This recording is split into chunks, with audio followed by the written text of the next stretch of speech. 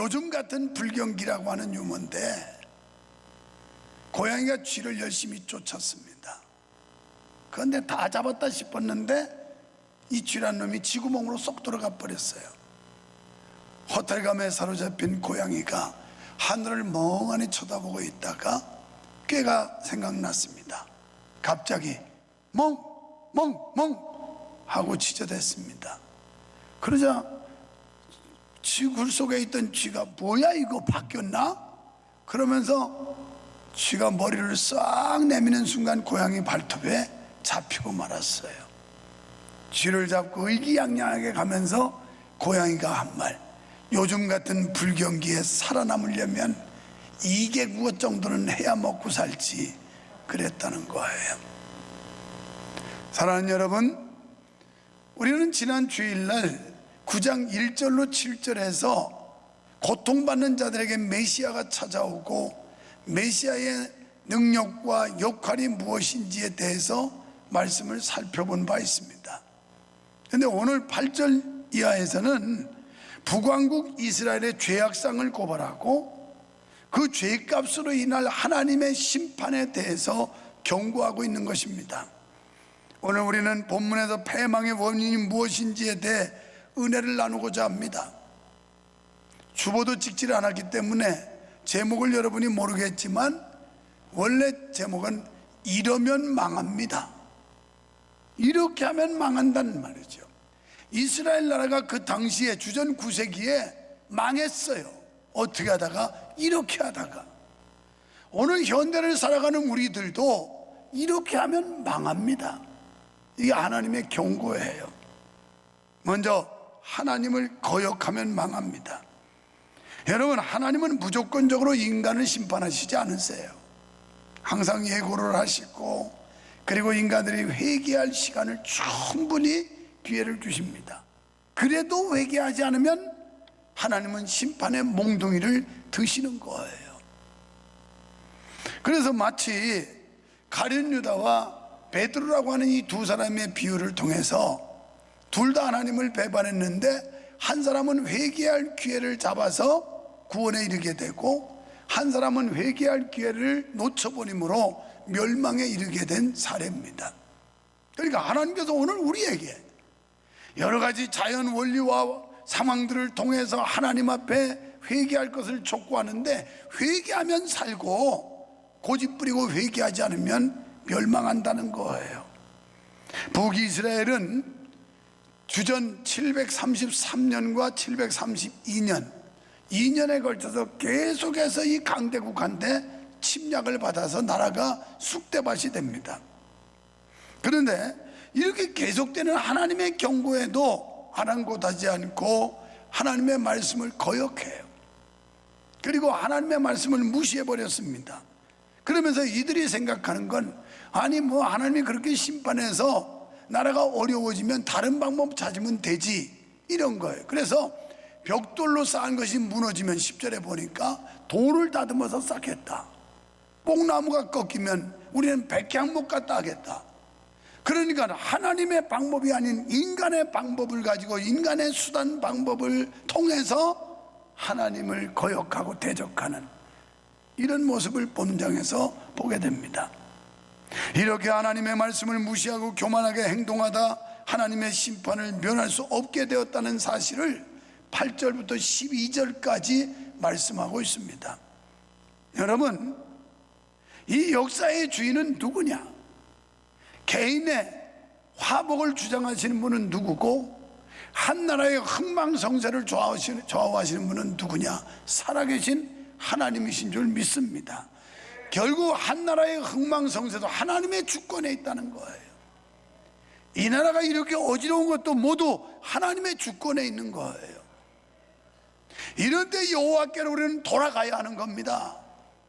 깨어서 하나님 앞에 믿음을 회복하고 우리의 죄를 회복하고 자백하고 회개하면서 주님 앞에 돌아가야 된다는 이런 사인입니다. 우리가 하나님을 거역하는 과정을 보면 처음에는 하나님의 일을 등한히 할 때 무의식적으로 하나님을 거역해요. 그래서 내가 지금 하나님의 뜻을 거역하는지도 몰라요. 무의식 중에 거역을 하게 되는 겁니다. 14절에서 이스라엘은 썩은 머리와 꼬리를 흔들며 교만하고 완악한 마음을 내리지 않았다, 이렇게 말씀해요. 여기서 머리와 꼬리라고 하는 말은 지도자와 지도를 받는 백성을 뜻하는 거예요. 거짓 선지자들은 자신을 존귀한 자의 반열에 세우려 했지만 그들의 악한 행태, 그러니까 거짓말과 위선을 행하는 행위는 꼬리에 불과했다는 겁니다. 다시 말하면 자기의 직급에 맞지 않는, 자기의 신분에 걸맞지 않는, 자기의 직분에 어긋나는 이런 행동을 했다는 거예요. 목사가 적어도 지도급에서 존경받는 그런 성직자로서 지도를 받고 있는 사람만 또 못한다면 어떻게 그 사람이 높임을 받을 수 있느냐는 거예요. 이사야 선지 시대에 이 거짓 선지자들, 이들이 자기들이 높임받는, 존경받는 자가 되고는 싶어 했지만 그들의 행실이라고 하는 건 형편없었다는 겁니다. 하나님이 보실 때 이건 용인할 수 없는 이런 짓들을 범하고 있었다는 거예요. 북이스라엘은 점점 하나님께 돌아오지 않고 계속해서 악을 행했습니다. 북이스라엘은 하나님의 징계의 채찍을 거듭맞으면서도 돌이키지 않았어요. 그들의 심령은 돌같이 단단히 굳어져 있었고, 그리고 마음은 굳게 닫혀 있었습니다. 그들의 양심은 마비되어 있었어요. 하나님께 돌아와 참의 눈물을 흘리기는커녕 이전에 행하던 죄악을 더욱 고집하며 하나님께로부터 점점 멀어졌어요.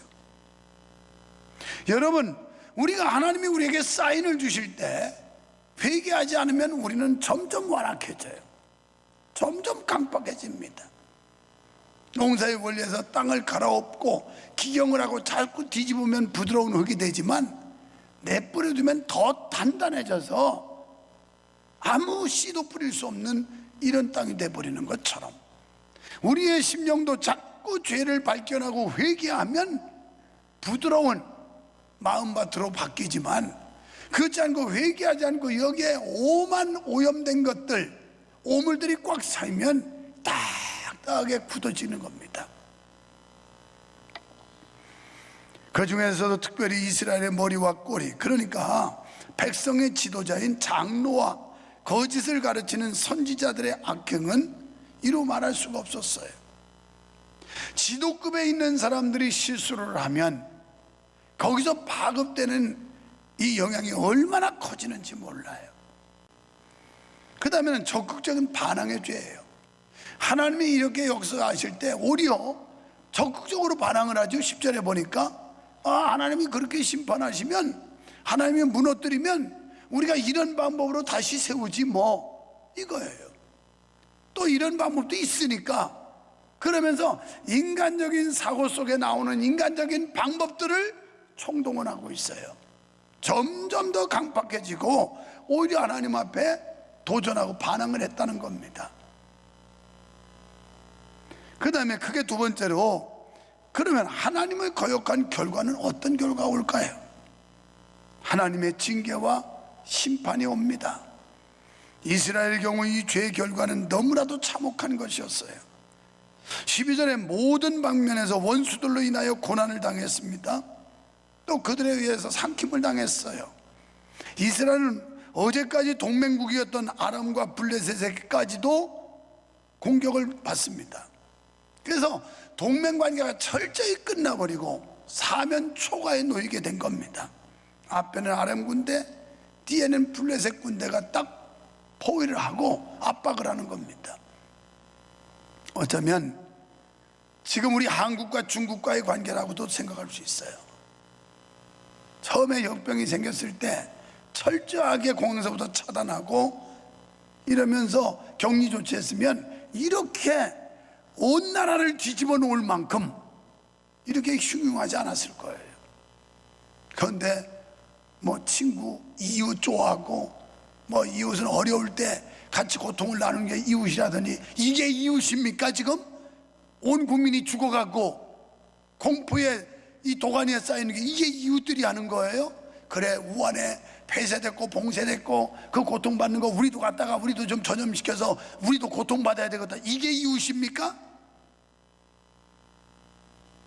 이 정신 나간 지도자들 때문에 나라가 흉흉한 거예요. 나라가. 거기다가 복지부 장관이라는 그런 사람 말하는 꼬라지 좀 봐요. 그 뭐 중국이 문제가 아니라 우리 교민들이 거기서 묻어와서 그렇다고. 이게 어느 나라 장관인지 모르겠어요. 끝까지 중국 편을 들어요. 이런 못된, 이 정권이 친중 정부라 그래요. 여러분 똑바로 보셔야 돼요. 최근 뉴스, 오늘 새벽 뉴스입니다. 중국의 중난산이라고 하는 사람, 중국 공정원의 원사입니다. 이 사람이 뭐라고 말했는지 알아요? 이렇게 얘기했어요. 우한 코로나는 중국에서 발병된 게 아니고 미국에서 왔을 수도 있다. 이게 완전 떼는 기질이에요. 완전히 덮어씌우고 남에게 거짓으로 갖다 덮어씌우는, 이게 오늘 새벽 뉴스예요. 아시겠어요? 여러분 모르는, 이게 친구입니까? 이런데 지금 이 정부, 이 지도자들, 이 정권이 그렇게 몰고 가고 있어요. 지금 교회들 예배드리지 말라고 압박하는 것만큼 그때 압박했으면 이 나라 이렇게 창궐하지 않아요. 아시겠어요? 그때 초기에 대응 이렇게 철저히 했으면 지금 이 나라가 온통 난리가 안 난다고요. 초기 대응 부실하게 제대로 안 해놓고 지금 딴소리 하고 있어요. 이 사람은, 이 중난산이라는 인간은 어떤 사람이야? 중국 공학 학술원이에요. 학술원. 그 학술원을 연구하는 사람이에요. 이제는 진의 책임을 남한테 떠담밀어요. 이제 우리나라요, 개망신 당하는 겁니다. 지금 세계에서 오지 말라는 거예요. 지금 100개국도 더 되는 나라에서 절반의 나라에서 오지 말아라. 한국 사람 우리나라 들어오지 말아라. 이게 외교적으로 얼마나 추악하고 얼마나 부끄럽고, 여러분 이건 국가망신이에요. 국가망신. 이거 역병을 잡지를 못해가지고 하루 사이에 300명 500명 800명씩 막 늘어나는데 누가 우리를 좋다고 환영하겠어요?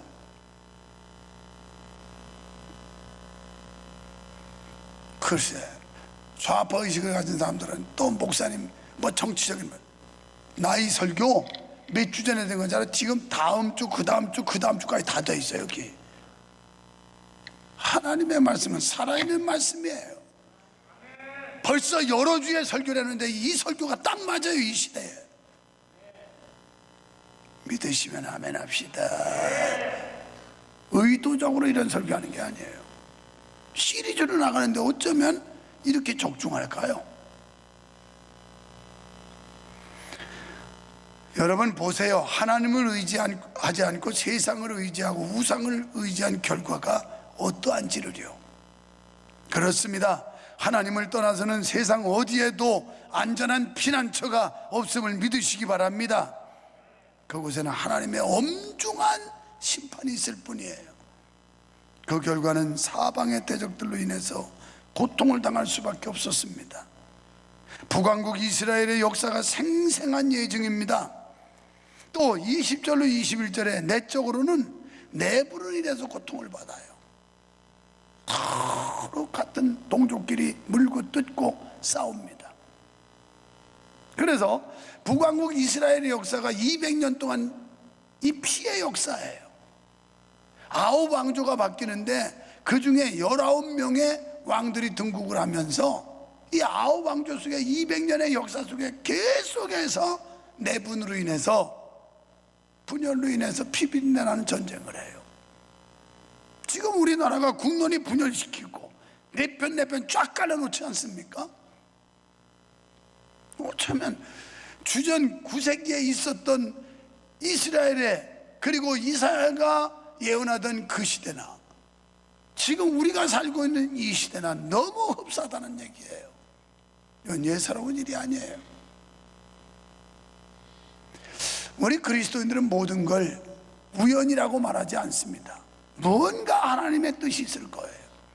무언가 하나님의 섭리가 있을 거예요. 이렇게 온 나라가 전염병으로 인해 가지고 창궐하는 것도 무언가 하나님의 섭리가 있을 거예요. 우리는 기도하면서 그걸 찾아야 돼요. 결국 이스라엘 200년 동안 찬탈과 쿠데타의 역사로 얼룩집니다. 북왕국을 대표하는 두 지파 곧 에브라임과 므낫세는 자기 탐욕을 채우기 위해 형제를 서로 치고 먹었어요. 여러분 보세요. 이것이 하나님을 떠난 자리입니다. 하나님 심판의 결과예요. 우리는 본문에도 죄를 범한 국가와 개인은 보응을 반드시 받는다는 이 보편적 원리를 깨달았게 되는 겁니다. 19절 말씀에 여호와의 진노로 이 땅이 소화되리니 하나님의 불이 내려서 땅이 다 타버린다고 그랬어요.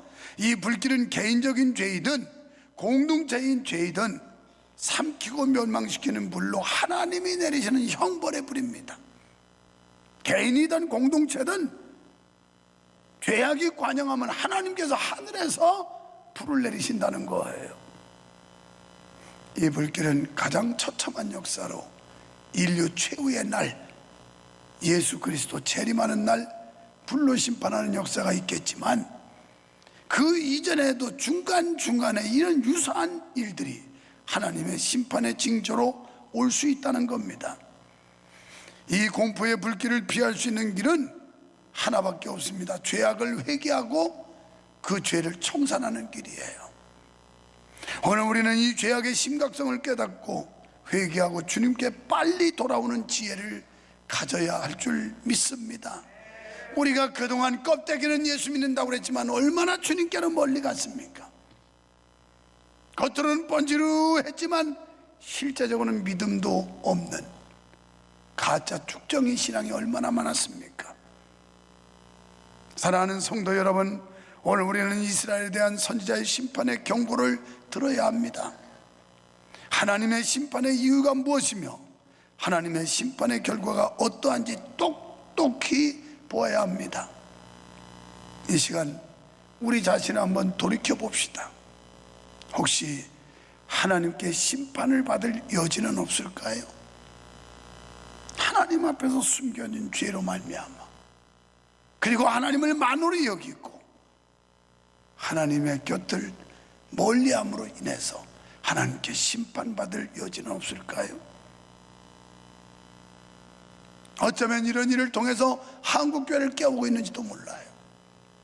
한국교회가 잠들어 있었고 주님을 멀리했고 말씀을 무시하는 이런 악한 죄들을 짓고 그리고 세상 문화를 뒤쫓으며 세상과 적당히 타협하며 적당한 신앙으로 살아가려고 했던 우리를 향한 하나님의 경고일 수도 있습니다.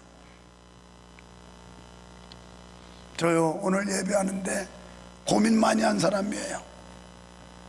그저께 어제 수원시내 여러 교회 전화해보고 목사님들이 어떻게 결정하는지 또 알아보고 어제 저녁까지. 근데 어제 저녁 뉴스를 보다 보니까 그래도 기대했던 한국의 대표적인 교회 영락교회가 그래도 주일 예배는 지켜야 된다고 이러고 결단을 했었는데 어제 뉴스에는 그걸 취소하기로 했다고 해서 적잖이 마음이 좀 서운했어요.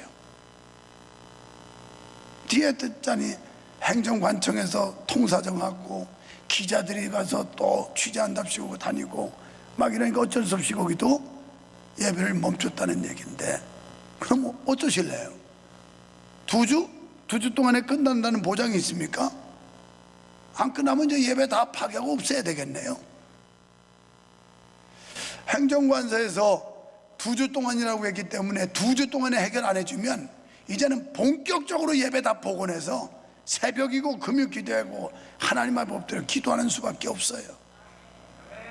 아멘입니까? 여러분 편하죠? 요새 일주일에 주일 예배만 하면 달랑 드리니까 얼마나 편하겠어요. 편한 게 좋은 게 아니에요. 나도 편해요. 나도 편해. 얼마나 편한지 몰라. 근데 편한 게 좋은 게 아니에요. 요새같이 안 가고 할 일 없는 데가 없어. 오라는 데도 없고 갈 데도 없고 그냥 그래요. 지나다니는 사람도 다 의심스러워. 저 사람도 코로나? 저 사람도 코로나? 다 의심스럽고 사람 마주치기가 겁날 정도로 두려운 세상. 어쩌다 우리나라가 이 모양이 됐습니까? 안타깝게 이럴 데가 없어요. 그래서 오늘 새벽에 일어나가지고 또 갈등했어요. 지금 그냥 문자를 전송할까? 오늘 주일 예배 쉰다고. 갈등을 얼마나 했는지 몰라요.